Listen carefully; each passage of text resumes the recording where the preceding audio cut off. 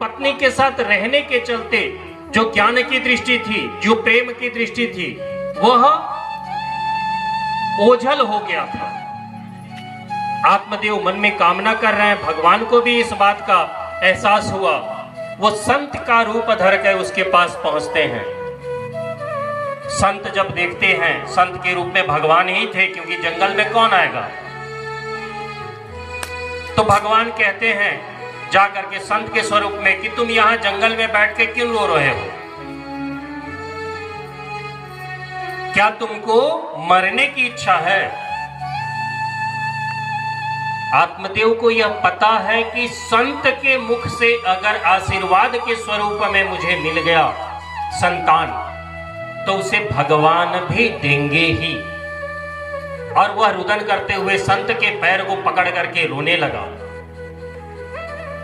और रो करके अपनी कामना, अपनी संतान की इच्छा वह संत से कहता है। संत चूंकि है तो त्रिकालदर्शी भगवान के रूप में ही, तो कहते हैं कि तुम्हें 7 जन्म तक पुत्र का सुख लिखा ही नहीं है,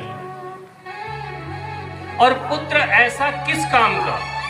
राजा सगर का नाम आप लोगों ने सुना होगा।